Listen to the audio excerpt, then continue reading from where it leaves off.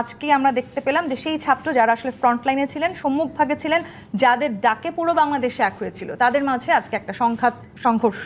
মানে প্রধানমন্ত্রী নিজে যখন আজকে বললেন জুলাই আসলে কারো মানে কোনো রাজনৈতিক দলের নয়, জুলাই বাংলাদেশের জনগণের, সেই দিনটাতে দাঁড়িয়ে এই সংঘর্ষকে আমাদের দেখার কথা ছিল না, কিন্তু এটা অবধারিত ছিল। এটাই স্বাভাবিক, কারণ 24শে জুলাই একটা কমন ভিলেন ছিল, সবাই মিলে ওই একজন কমন ভিলেনের বিরুদ্ধে লড়াই করেছে। এই মুহূর্তে তারা সবাই মনে করতেছে যে ওই ভিলেন আর আসবে না, অতএব ওইটা নিরাপদ। এখন আমরা মারামারি করবো যে মাঠটা কার দখলে কি নিতে পারে, এই জন্য। এবং এই মানসিকতার কারণে এখন তারা এটা করতেছে। মানে এটা খুব স্বাভাবিক, এটা অবধারিত। কারণ অবধারিত এই কারণে যারা চলে যে যারা মারামারি করতেছে, এরা কেউ কিন্তু মানে বৃহত্তর ঐক্যের কথা চিন্তা করে নাই, এরা কেউ একটা ঐক্যবদ্ধ জাতির কথা চিন্তা করে নাই। এদের সবার চিন্তা ছিল যে আমি ক্ষমতায় যাব, এদের সবারই চিন্তা ছিল আলাদা আলাদা ভাবে যে আমি আমার মতো করে এই কেকের কত বড় অংশটা আমি আমার দখলে নিতে পারি, সেই চিন্তা ছিল। এখন যখন তাদের কমন এনিমি, তাকে তারা মনে করতেছে সে মাইনাস হয়ে গেছে, এখন আমরা নিজেরা মারামারি করবো এবং কেকটার বড় অংশ আমার কাছে নিব। যারা আজকে বলতেছে যে শিক্ষা প্রতিষ্ঠানের ছাত্র সংগঠন মানে ছাত্র রাজনীতি থাকবে না, তারা কি ছাত্র রাজনীতি করতো না? তারা তো করতো। তাদের যখন কেউ বলে, যখন কোনো একটা সংগঠন বলে যে শিক্ষা প্রতিষ্ঠানের ছাত্র রাজনীতি থাকবে না, তখন আসলেই তারা কি উচ্চারণ করেন এটা ইম্পর্টেন্ট না। ইম্পর্টেন্ট হলো আমরা কি শুনি। আমরা শুনি যে শিক্ষা প্রতিষ্ঠানে কেবল আমাদের রাজনৈতিক দল থাকবে, আর কেউ থাকবে না। সেটা কি একেবারে পুরনো যে রাজনৈতিক দল সেখান থেকে শুরু হয়ে এখন চাইতে নতুন যে রাজনৈতিক দল এনসিপি, তাদের মধ্যে আপনি একই রকম জিনিস দেখতে পাচ্ছেন? এনসিপি তো আপনার জামাত এবং বিএনপির তুলনায় আসলে খুবই ছোট, কাজে তারা এখানে মারামারি করতে যাচ্ছে না। তাদের বক্তব্যটা হলো ওরা মারামারি করে চিঠি ফুটে জাপাবো, ওইটা আমরা খাবো। আমি যে কেকের কথা বলতেছি, ওই কেক তো খাবে জামাত এবং শিবির এবং ছাত্র দল, তো ওখান থেকে যা থাকবে সেটা তারা ওই মারামারি বলতে যা তারা চিড়ে চাপতে হবে নাকি? তারা তো কোনো লাভ নাই। বাট শুনেন ভাই, মূল সমস্যাটা হলো মানসিকতার। আপনার মানসিকতাটা কি, সেটা ইম্পর্টেন্ট। আপনার হাতে ক্ষমতা থাকলে মারামারি করবেন, ক্ষমতা কম থাকলে ডিফেন্ড করবেন, আরো কম থাকলে লুকিয়ে চলে দেখবেন। কিন্তু মেন্টালিটি আসুন, মানসিকতার দিক দিয়ে আমি মনে করি আমি হতাশ যে পলিটিক্যাল পার্টিগুলো এখন রাজ করছে, ওদের মানসিকতা ভালোটা ভাই।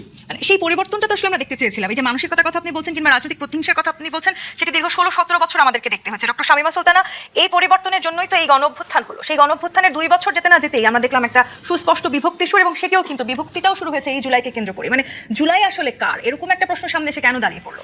অনেক ধন্যবাদ আপনাকে, সেই সাথে আমার সম্মানিত যে 2 সহ আলোচক এবং যারা দর্শক আছেন সবার প্রতি শ্রদ্ধা জানিয়ে আমি শুরু করতে চাই। দেখেন যে আসলে জুলাই আগস্ট কেন অপরিহার্য হয়ে পড়েছিল, সেই জায়গাটা কিন্তু আমাদের চিন্তা করতে হবে। দেখেন যে গত 16-17 বছর ধরে যে ধরনের খুন, গুম, মানবাধিকার হরণ, দাম্ভিকতা, গণতান্ত্রিক অধিকার হরণ, ভোটাধিকার হরণ বলেন বা বাক স্বাধীনতা হরণ বলেন, এই সব কিছুই হয়েছিল এবং জনগণের পিঠ কিন্তু দেয়ালে ঠেকে গিয়েছিল। সেইখান থেকে সামনের দিকে এগিয়ে যাওয়ার জন্যই কিন্তু আমাদের জুলাই আগস্টটা দরকার ছিল। দেখেন যে এটা শুরু হয়েছিল কোটা সংস্কার আন্দোলন দিয়ে, তারপরে বৈষম্য বিরোধী আন্দোলনে যায়, তারপরে আমরা দেখবো যে এক দফা আন্দোলনে চলে যায়। তো এর কারণটা কি, কোটা সংস্কার আন্দোলনে যেখানে মেধাকে প্রাধান্য দেওয়ার কথা ছিল, এবং সেই জায়গাটা থেকে কিন্তু শিক্ষার্থীরা এক হয়েছিল। কিন্তু সেই একটা ন্যায্য আন্দোলনকে ঘিরে যখন ফ্যাসিস্ট বাহিনী নির্বিচারে হত্যা করা শুরু হয়, তখন সেটা আস্তে আস্তে বৈষম্য বিরোধী আন্দোলনে চলে যায় যে এই দেশে কোনো বৈষম্য থাকবে না। এবং 16 তারিখে যখন আবু সাইদকে হত্যা করা হয় এবং ওয়াসিম আকরামকে হত্যা করা হয়, তখন কিন্তু সবাই রাস্তায় নেমে আসে, তা সবাই কিন্তু বুক পেতে দেয় যে বুকের ভিতর অনেক ঝড়, বুক পেতেছি গুলি কর। এরকম একটা পরিস্থিতিতেই কিন্তু দেখা যায় আপামর জনতা আস্তে আস্তে যে শিক্ষার্থীরা, যে সমন্বয়করা নেতৃত্ব দিয়েছিল তাদের পাশে এসে দাঁড়িয়েছে এবং তারাও কিন্তু জীবন দেওয়ার জন্য প্রস্তুত হয়ে গিয়েছিল এবং সেভাবে কিন্তু তারা রাস্তায় নেমেছে। দেখেন সন্তানদের মারা এবং দেখেন অভিভাবকরা, আবার দেখা যায় যে একদম শিশু থেকে শুরু করে, পথ শিশু থেকে শুরু করে শ্রমিক, জনসাধারণ সবাই এসে এক কাতারে এসে দাঁড়িয়েছিল। কেন? এই বৈষম্য দূর হবে এবং যে আমরা যে ফ্যাসিস্ট সরকারের অধীনে চলে গিয়েছি, যে সরকার গঠনে যে জনগণের কোনো ভূমিকা যে থাকছে না, সেই জায়গাটাতে জবাব দেওয়ার জন্য আসলে আপামর জনতা এক কাতারে এসে দাঁড়িয়েছিল। কিন্তু দেখেন পরবর্তী সময় আসলে কি হয়েছে, যে আমরা 5 আগস্টের পর থেকে কিন্তু আমরা পরিবর্তন দেখলাম। যে বৈষম্য বিরোধী আন্দোলন আমরা শুরু করেছিলাম, সেই 6 আগস্ট থেকে কিন্তু বৈষম্য শুরু হয়ে গেল। কিভাবে বৈষম্য শুরু হলো দেখেন, যেখানে নারীরা সেফগার্ড হিসেবে কিন্তু কাজ করেছিল, প্রতিটা মিছিলে প্রতিটা জায়গায় মারা নেমেছিলেন, কিন্তু সেই জায়গায় নারীদেরকে 6 তারিখ থেকে নানানভাবে হেনস্থা করা হয়েছে। সেটা আপনি কক্সবাজারের কথা বলেন, সেটা ঢাকা বিশ্ববিদ্যালয়ের কথা বলেন, বিভিন্ন জায়গায়, চট্টগ্রামে দেখেন যে এক নারীকে নির্বাচনেও নারীদের ক্ষেত্রে একটা সুস্পষ্ট বৈষম্য আমরা দেখতে একদম পেলাম। অবশ্যই, হ্যাঁ। এবং সেটা না শুধু, আপনি দেখেন যে 12 তারিখের আগ পর্যন্ত নারীদেরকে নিয়ে বাজেভাবে মানে মন্তব্য করা, আপনি আপনি নিজেও একটা সাহসী পদক্ষেপ নিয়েছিলেন সেই হ্যাঁ। সময়। আপনি যেই ডিপার্টমেন্টের চেয়ারম্যান ছিলেন সেই ডিপার্টমেন্ট থেকে আপনি কি ছবি নামিয়েছিলেন, জি, এবং সেটা জি। নিয়ে আপনাকে নানান সময় অনেক রকমের ট্রলের শিকার একদম হতে হয়েছে। একদম। তো দেখেন আপনি যে যখন এই ছবিটা কেন আমি নামিয়েছিলাম, দেখেন এই প্রেক্ষাপটে কিন্তু নামিয়েছিলাম, দেখলাম যে একটা স্বাধীন বাংলাদেশে একটা ন্যায্য আন্দোলনকে কেন্দ্র করে সেই সময় সরকার যেভাবে দেশটাকে রণক্ষেত্রে পরিণত করেছিল, আমার মনে হয়েছিল যে যেভাবে একদম 4 বছরের বাচ্চা থেকে শুরু করে একদম 70 বছরের বৃদ্ধ পর্যন্ত যার হাত থেকে রেহাই পাচ্ছে না, এবং হেলিকপ্টার থেকে গুলি করা এবং বাড়ি তাক করে গুলি করা, আমার মনে হয়েছিল যে যার হাতে তো রক্তের দাগ লেগে গিয়েছে, এই যে এত তারা এত আসলে- ঘটনা, হ্যাঁ। ডক্টর শামীম সুলতানা, এই ঘটনার পরে আসলে 24কে ভুলে যাওয়ার কোনো সুযোগ কি বাংলাদেশের আছে, বাঙালিদের আছে? দেখেন এখানে একটা নতুন নতুন বয়ান তৈরি হচ্ছে। আমার কথা হলো যে দেখেন বাংলাদেশে 52 যেমন মূল্য আছে নিজের অস্তিত্ব রক্ষার জন্য, এবং দেখেন 69-এর মূল্য আছে, 71-এর মূল্য আছে একটি স্বাধীন সার্বভৌম রাষ্ট্র গঠনের নিশ্চয়ই। ক্ষেত্রে, হ্যাঁ, 90-এর মূল্য আছে, হ্যাঁ, সেটা একটা গণ অভ্যুত্থান তৈরি হয়েছিল। সেই গণ অভ্যুত্থানের চেয়েও আমি বলি যে এইটা আরো বেশি মানে কি বলবো যে মানুষের সমাগমটা হয়েছিল, অনেক বেশি মানুষ রাস্তায় নেমে এসেছিল, এবং সেটা মূল্যটা দিতে হয়েছে কিন্তু দেখা যায় যে মানে হাজারের উপরে জীবন দিয়ে। হ্যাঁ, সেটি আসলে ভুলে যাওয়ার সুযোগ তো আমার নাই মনে হয় যে বাংলাদেশে। সেটা ভুলে যাওয়ার কথা কারা বলে, এই বয়ানটা কারা তৈরি করে, এই বয়ানটা তারাই তৈরি করে যারা এই জুলাইটাকে ব্যক্তি স্বার্থে বা গোষ্ঠী স্বার্থে ব্যবহার করে। 2 বছর যেতে না যেতে আসলে জুলাইকে ব্যবহার করার অভিযোগ উঠলো। সাজিস আলম, একটু অন্যভাবে শুরু করি। প্রাডো গাড়িতে চড়েন, এটা আমি আসলে আপনাকে প্রশ্ন করতাম, এনসিপির কে প্রাডো গাড়িতে চড়ে, এটার উত্তর আপনি দেন। মানে এই অভিযোগটা আসলে না, বিভিন্ন এটা- অন্যান্য না, না, আপনাদের না, যারা আপনারা- রাজনৈতিক দলে আছেন তারা এই অভিযোগ আওয়ামী লীগের করেছেন। একটা অভিযোগ তো আপনি এরকম একটা ফর্মাল জায়গায় বলতে পারেন না। আমি আমার 2 বছর ইতিহাসে বলতে পারবো না যে এনসিপির কেউ প্রাডো গাড়িতে চড়ে। না, শুধু আওয়ামী লীগের অভিযোগ না, কিন্তু এটা মানে এবারে যারা মানে সেই এটা সময় তো জুলাই মিনিমাম যোদ্ধা হিসেবে সত্যতা নিজেদেরকে থাকতে দাবি করেন, তারাও অনেকে বলেছেন, এমনকি বিশেষ করে হাসনাতের নাম এসছে কিংবা সেই সময় আসিফ মাহমুদ সজীব ভুঁইয়া তাদের নাম এসছে যে তারা এখন কোটিপতি হয়েছে। মানে ছাত্র আপনারা যখন ডাক দিয়েছেন পুরো বাংলাদেশ এক হয়েছে, কেউ বোধহয় ঘরে থাকতে পারেন নাই, আপনাদের একটা ডাকে সবাই নিজে মাঠে নেমেছেন, এবং মা তার সন্তানকে নিয়ে নেমেছেন, শিশু সন্তানকে নিয়ে নেমেছেন। সেই জায়গাটিতে আপনাদের কাছে আমাদের যে আকাশ সম প্রত্যাশা, আমরা সেই প্রত্যাশা জায়গাটিকে আকাশেই রাখতে চাইছিলাম, সেটি কি এখনো আছে? থাকবে যদি হচ্ছে আসলে কি মানে আমাদের এখন সোশ্যাল মিডিয়ার যুগে আমরা খুব স্বাভাবিকভাবে বিভিন্ন তথ্য ক্রস চেক না করে সেই তথ্যটাকে একেবারে সত্য ধরে যদি আগাই তাহলে একটু সমস্যা। কারণ কয়েকদিন আগে আমি একটা রিপোর্ট দেখছিলাম যেখানে প্রায় 1 মাসের মধ্যে 300টা মিথ্যা ফটো কার্ড জনাব তারেক রহমানকে নিয়ে, প্রায় 280টা মিথ্যা ফটো কার্ড জামাতের আমিরকে নিয়ে, প্রায় 250 মিথ্যা ফটো কার্ড হচ্ছে নাহিদ ইসলামকে নিয়ে। এখন এই মুহূর্তে সোশ্যাল মিডিয়ায় বিএনপির যতগুলো আইডি বা পেজ আছে তার চেয়ে বেশি আইডি বা পেজ চালা হচ্ছে আওয়ামী লীগ। এটা হচ্ছে তাদের ইনভেস্টমেন্ট, কারণ তারা মাঠ পর্যায়ে পলিটিক্সটা করতে পারতেছে না, তারা অনলাইনে তাদের পাচারকৃত টাকাগুলোতে এই কাজগুলো করে। এখন এটাকে ওই ফটো কার্ডগুলোর বেসিসে আমি গতকালকে একটা পেজে লক্ষ্য করছিলাম, তাদের তৃণমূল নাম পেজটার, আমাকে নিয়ে সর্বশেষ যে 10টা ফটো কার্ড ছাপানো হয়েছে ওই 10টার মধ্যে 9টা স্টেটমেন্ট আমি আমার লাইফে কোনোদিন দেই নাই, কিন্তু তারা স্টেটমেন্ট আমার নামে দিয়েছে এবং নিচে লিখেছে সমন্বয়ক সার্জিস আলম, জুলাই যোদ্ধার সার্জিস আলম, এরকম করে শুধু একটা আমার দেওয়া। তাহলে এজেন্ডা ভিত্তিক এই ধরনের অনেক কিছু হয়, কিন্তু সেটাকে আমরা মানে ওই রকম কোনো একটা কিছুকে আমরা সত্য ধরে এভাবে যদি আনি এবং এইরকম একটা ফর্মাল জায়গা থেকে যখন যাবে তখন এটা আসলে এই প্রোপাগান্ডাটা আমি আপনাকে এস্টাবলিশ প্রশ্নটা হবে। করলাম, আমি শেষ যেটা- করি। হ্যাঁ। তো আমি আমার জায়গা থেকে যতটুকু জানি আমি আপনাকে বলি, এনসিপির এখন 6 জন এমপি আছে নির্বাচিত, 2 জন হচ্ছে নারী সংরক্ষিত আসনে। এই 6 জন এমপির মধ্যে 6 জনই রেন্টে কারে গাড়ি ব্যবহার করেন, কারণ তাদের প্রয়োজন মুভ করার জন্য। একজন এমপিকে তো আমরা সিএনজি অটোরিকশা করে সংসদে যাই। এবং এমনকি আমি আপনাকে এটা পর্যন্ত বলি, আজকে থেকে 2 দিন আগে নাহিদ ইসলাম আমাকে হচ্ছে জানিয়েছেন যে 7 দিনের জন্য একটা গাড়ি ম্যানেজ করা পসিবল হবে কিনা, কারণ তার যে রেন্টে কারের গাড়িটা ছিল এটাতে একটু সমস্যা হয়েছে, তাকে পাঠিয়ে দিতে হয়েছে। এই কয়েকদিন তার কাছে কোনো গাড়ি নেই। এটা হচ্ছে এনসিপির আহ্বায়ক বিরোধী দলীয় চিফ হুইপের অবস্থা।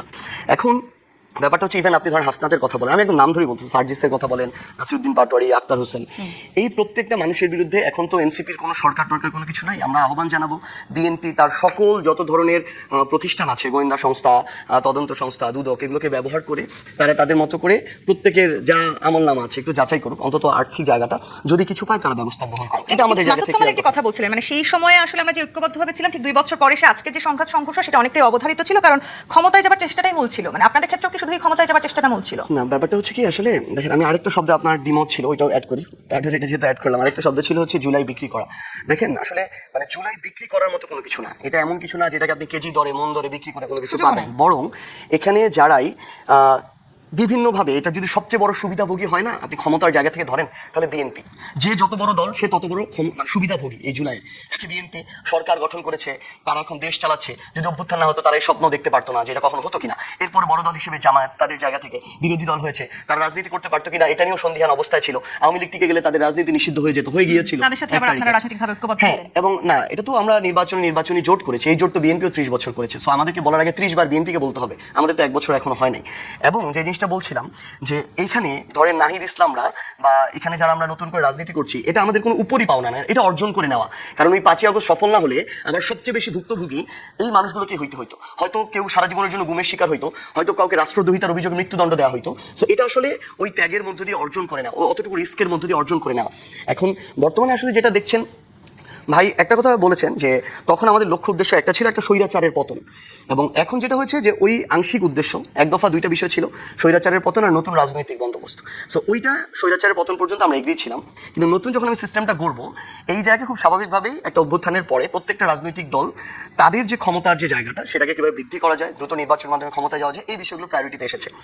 আমরা এনসিপি আমাদের জায়গা থেকে যখন দেখেছি যে প্রথমবারই এনসিপি একটা রাজনৈতিক দল 1 বছর হয় নাই, তাদের আসলে এখনো মাঠ পর্যায়ে অতটুকু সাংগঠনিক ভিত্তি তৈরি হওয়া টাফ, যেটার মধ্য দিয়ে তারা আসন জিতে আসবে 10টা 20টা।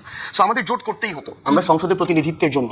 এখন আমরা প্রথমে বিএনপির সাথেই কথা বলেছি, একটা ডেমোক্রেটিক পার্টি সেই জায়গা থেকে। তো যেটা হয়েছে, আমরা যখন দেখি তাদের সাথে কথা বলে যে তাদের মূল উদ্দেশ্য নির্বাচনটা, সিস্টেমগুলোর সংস্কারটা না, তারা যখন আমরা জিজ্ঞাসা করি যে আপনি গণভোট হলে রায়টা বাস্তবায়ন করবেন কিনা, অধ্যাদেশগুলোকে আইনে পরিণত করবেন কিনা, তখন যখন আমরা তাদের ওইরকম প্রপার কোনো উত্তর পাই না, তখন আমাদের মনে সন্দেহ তৈরি হয়। আবার আমরা সংসদে যখন প্রতিনিধিত্ব করতে যাব, তখন শুধু 2-4 জন ব্যক্তি না, বরং একটা দল হিসেবে 10-20-30 বছরের চিন্তাকে সামনে রেখে ওই জায়গায় যখন আমার বিএনপির সাথে রেসপেক্টফুল একটা আলোচনা হবে না, তারা যখন শুধু 2-4 জন ব্যক্তিকে প্রায়োরিটি দিয়ে নিয়ে যেতে চাইবে, দলকে না, তখন আমার তার সাথে এই আলোচনাটা হবে না। এমনকি সর্বশেষ থার্ড ইয়ারে আমরা যখন দেখি যে তারা এই নিশ্চয়তা দিতে পারছে না যে তাদের সাথে যে কয়েকজনের আমাদের জোটের একটা অ্যালায়েন্সের আলোচনা হবে, ওই কয়েকটা জায়গায়ও তাদের বিদ্রোহী প্রার্থী থাকবে কি থাকবে না, এই নিশ্চয়তা তারা দিতে পারছে না।